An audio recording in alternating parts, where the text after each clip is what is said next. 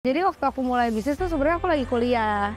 Nah terus biasa ya udah mulai berasa nih kan keuntungannya, ambillah aku cuti gitu. Oh udah juga pernah cuti? Pernah cuti, tapi karena aku mikir ya udah edukasi itu nomor satu, ya mau nggak mau nggak apa-apa pelan-pelan yang penting selesai gitu.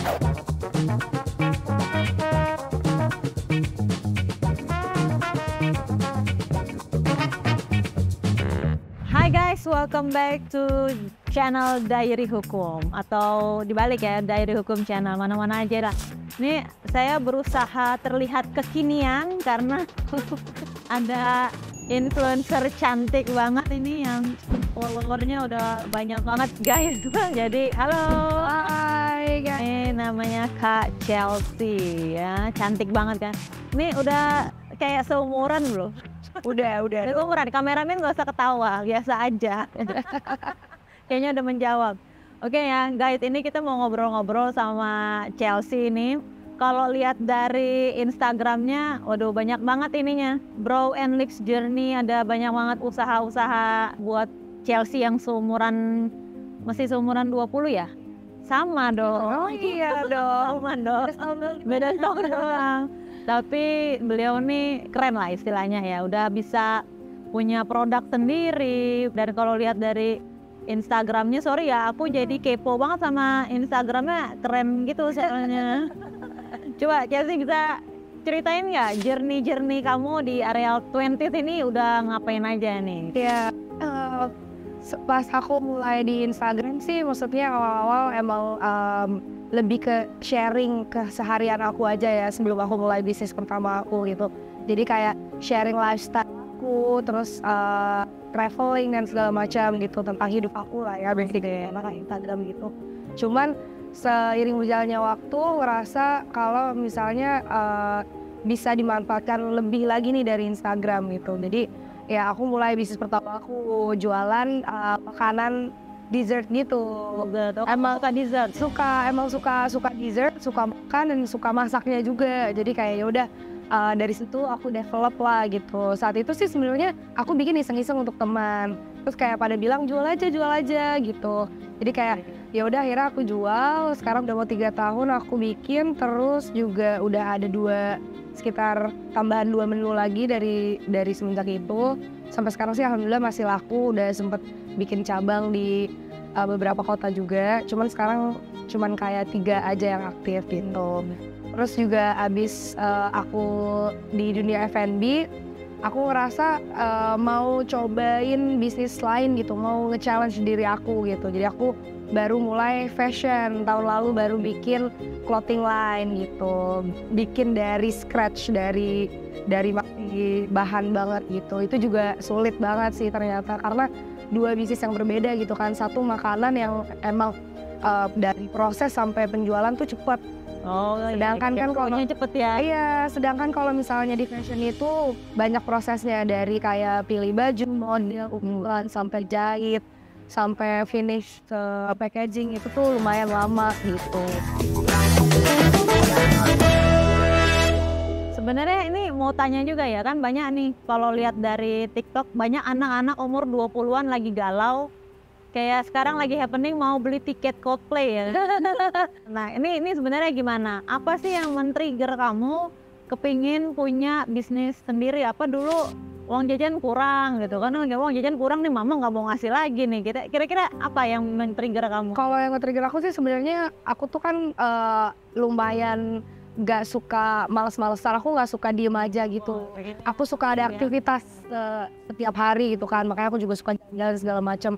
Nah untuk aku bisa jalan-jalan itu kan perlu biaya dong. Iya bener. Gak bisa terus-terusan kan minta sama orang tua ya, jadi ya aku harus cari terus caranya gitu, karena susah kalau misalnya mau sesuatu itu minta terus gitu. Iya benar-benar sih. Terus kalau waktu pertama kali nyoba itu langsung kejual banyak apa kayak kok nggak ada yang beli ya kayak gitu-gitu? Kalau awal-awal mungkin karena masih euforianya gitu kan, orang banyak yang mau coba gitu, rame awal-awal. Tapi lama-lama kan kalau misalnya makanan kan, apalagi kan dessert itu bukan makanan pokok ya, jadi nggak selalu kepikiran lu beli gitu. Jadi ada sepinya, ada kayak nggak pedenya, apa udah nggak suka ya, atau aku harus bikin menu baru gitu. Tapi enggak sih, sekarang emang udah jadinya customer aku loyal, emang yang Loyal karena suka, karena kayak ya udah, oh minggu ini mau makan ini, jadi pasti ada aja orderannya gitu. Ya, terus ini bikin sendiri atau memang ada yang bantuin gitu? Aku bikin sendiri sih, cuman untuk Sendiri. resep memang aku nyari di Google gitu, terus aku level up lah sama taste mulut aku gitu. Karena sering jalan-jalan ya, jadi kan kita rasa sana rasain jadi kita tahu. Bener. Terus ya selain udah punya bisnis begini, kira-kira nih, ini kamu masih kuliah? Aku masih kuliah. Masih kuliah. Dan ini pengen stop berhenti kuliah aja, nerusin bisnis atau tetap harus seirama nih, level educationnya levelnya harus benar-benar terjaga dan bisnisnya juga tetap jalan. Jadi waktu aku mulai bisnis tuh sebenarnya aku lagi kuliah. Nah terus biasa ya udah mulai berasa nih kan keuntungannya, ambillah aku cuti gitu. Oh, udah coba pernah cuti? Pernah cuti, tapi karena aku mikir ya udah edukasi itu nomor satu, ya mau nggak mau nggak apa-apa, pelan-pelan yang penting selesai gitu. Jadi sekarang aku lagi nyelesain lagi. Ngambil apa nih? Aku ngambil marketing communication. Sama lah. Iya. Karena marketing communication lagi hits ini. Iya. Branding. Iya. Ya. Karena sebenarnya walaupun kedengeran simple itu lumayan susah ya. Maksudnya kayak nggak semua marketing nggak dari yang kita pikir gampang itu nggak gitu. Jadi aku merasa aku masih butuh edukasi lebih gitu untuk ngejalanin apa yang sekarang aku lagi jalanin gitu. Jadi masih satu jalan. Edukasi tetap harus. Iya. Tapi kalau untuk jadi, maksudnya anak-anak ini kan, kalau aku lihat ya, kan saya kan cuma beda setahun nih sama gue. Nah, tapi kalau misalnya anak-anak umur 20-an ini sekarang, teman-teman kamu deh, sekarang mikirnya tuh pengen sukses tanpa harus ya tanpa proses. Bagusnya milenial, teman-teman milenial ini pengen punya inovasi terus menerus gitu. Nah, tapi pengen prosesnya singkat, ya kan, nggak pengen dari awal dulu. Nah, tapi ini makanya nih saya ajak nih ke Mbak Chelsea untuk memberitahu teman-teman milenial kalau yang namanya suatu proses itu butuh waktu gitu kan. Pernah gagal nggak? Pernah dikata-katain gitu sama? Iya, pernah. Dan aku juga maksudnya aku juga sempat ada bisnis-bisnis lain yang udah nggak jalan sekarang gitu. Sebenarnya aku kalau misalnya udah nggak jalan lagi, aku mikirnya jadiin pelajaran aja sih. Maksudnya emang di bidang aku nggak di situ gitu. Jadi aku cari lagi sampai mana yang bisa cocok sama aku. Dan menurut aku lumayan ngehargain proses ya. Gak apa-apa lama, yang penting itu tuh bisa berdiri kokoh gitu. Aku nggak mau cepet, terus nggak ke-maintain gitu. Lebih baik aku pelan-pelan, tapi itu bisa lama sampai bertahun-tahun. Oke, nah terus kayak yang saya pengen tahu juga nih, bisa ini mature banget ya untuk umur 23 tahun, maksudnya pemikirannya. Kamu dekat nggak sama mama kamu nih berarti? Dekat. Ya, kelihatan soalnya. Jadi peran orang tua tuh gimana sih dalam kehidupan kamu lah pribadi, misalnya dari segi bisnis dan edukasi itu gimana? Iya, kalau dari segi edukasi ya pastinya jujur aku juga bukan anak yang gampang ya disuruh sekolah. Dari SD aku pindah sekolah terus gitu. Cuma nggak pernah, ya alhamdulillah orang tua aku nggak pernah nyerah untuk kayak pindahin gitu. Dan itu kan butuh biaya yang banyak. Iya betul, benar-benar di sekolah. Tetap di lagi gitu, kayak waktu aku cuti kuliah pun mereka juga bilang kayak gak apa-apa, yang penting selesai gitu kan. Karena kan sebenarnya kan harusnya kan 4 tahun udah selesai, cuma ini jalan ke 5 tahun, masih ada setahun lagi. Oh gitu ya. Tetap mensupport sih, kayak ya udah nggak apa-apa, pelan-pelan, yang penting nggak berhenti, yang penting selesai. Saya dulu 4 tahun lewat diancam sama orang tua saya. Nanti orang tua saya dengar 4 tahun lewat suruh bayar sendiri. Bener. Aku juga ini juga perpanjang kuliah aku juga ini kalau bisa aku sendiri sih. Karena bayar sendiri ya? Iya, karena udah dari SD kan dibayarin terus. Iya. Top banget loh, mau membayar kuliah sendiri. Nah ini itu yang agak berat ya, karena kan nyari uangnya susah. Iya. Dikira kan udah bisa buat yang lain gitu kan. Tapi untuk sehari-hari kamu tuh lebih banyak di mana? Apa maksudnya, kayak ini kan Instagram kamu kan udah penuh nih. Nah itu yang harus ada yang bikin konten, terus belum lagi bisnis, itu kamu ngatur manage waktunya yang gimana? Sebenarnya enaknya kalau di Instagram gitu aku waktunya tuh fleksibel banget. Jadi aku yang nentuin, misalnya hari Senin sampai Jumat aku mau ngapain aja, itu maksudnya aku yang ngatur sendiri gitu. Dan lebih banyak waktu luang sih buat aku gitu. Jadi weekend bener-bener berasa kayak weekend. Aku nggak harus mikirin kerjaan pas weekend gitu, karena di hari weekday-nya itu aku punya banyak banget waktu luang.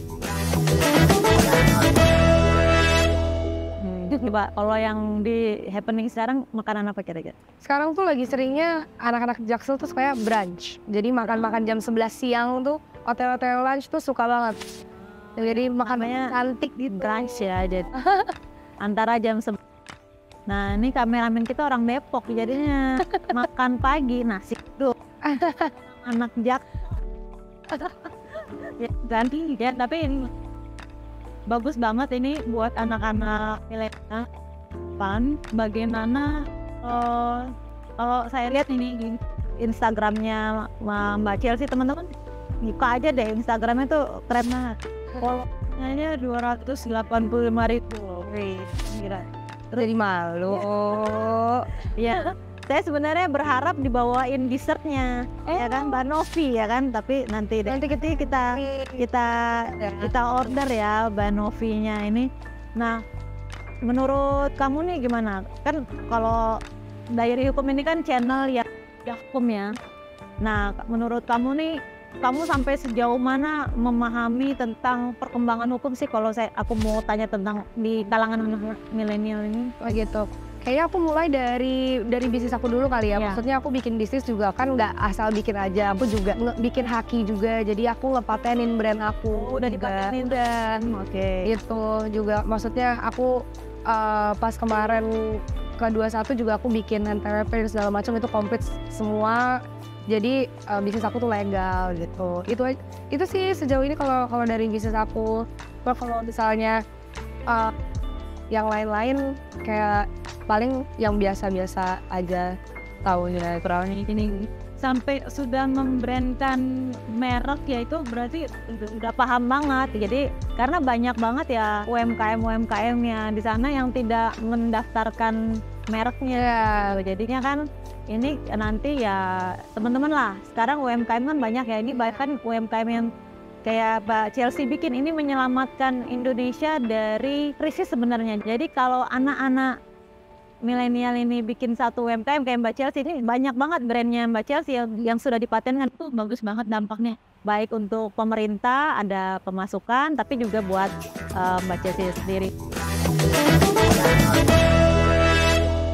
Kalau saya tanya ke depan, mau jadi tetap entrepreneur atau influencer sambil jadi entrepreneur atau PNS?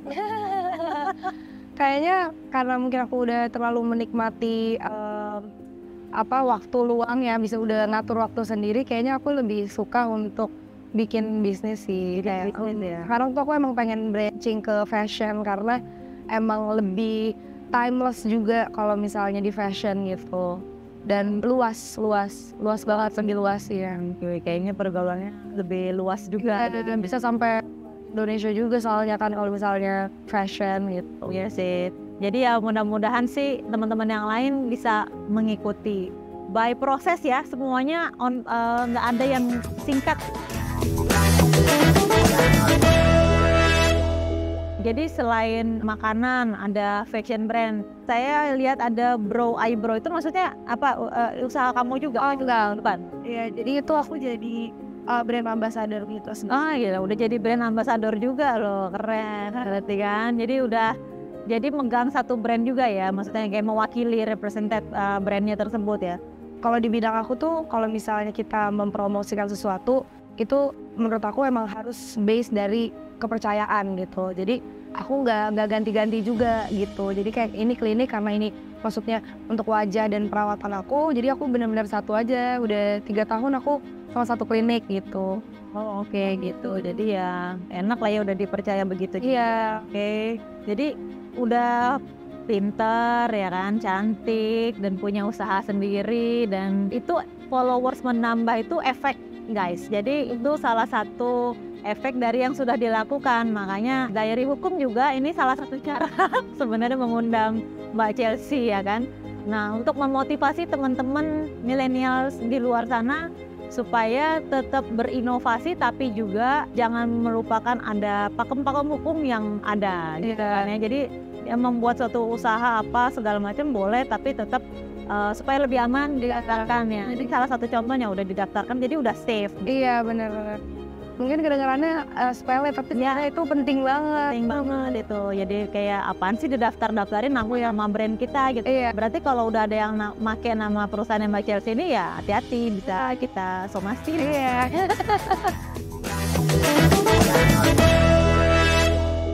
Ya Mbak Chelsea, kira-kira terakhir nih untuk teman-teman milenial di sana ada pesan-pesan nggak supaya minimal bisa jadi ya mendekati lah kayak Mbak Chelsea ini udah pintar, masih muda, cantik ya kan, tapi bisa menghasilkan pundi-pundi sendiri ini gimana ceritanya? Nah, saran aku jangan takut gagal sih, coba terus, jangan nyerah. Nyerah ya? Iya. Jangan sedikit-sedikit, aduh aku anxiety, nggak bisa gitu kan? Kalau rasa itu sih sebenarnya pasti ada ya, cuman ya harus bisa dilawan, harus keluar gitu dari situ. Oke. Jadi teman-teman kita beruntung banget ya, dan jangan lupa follow Instagramnya siapa, Chelsea Veronia. Instagramnya apa? Iya, Chelsea Veronia. Chelsea.veronia ya? Pakai dot nggak? Pakai Chelsea.veronia. Nah habis itu jangan lupa juga follow Diary Hukum Channel, ada Instagramnya juga, pokoknya lengkap. Jadi kalau yang mau tahu tentang problematika hukum, datang ke channelnya Diary Hukum gitu ya Mbak Chelsea. Jangan lupa ya bilang teman-temannya. Bye, see you guys.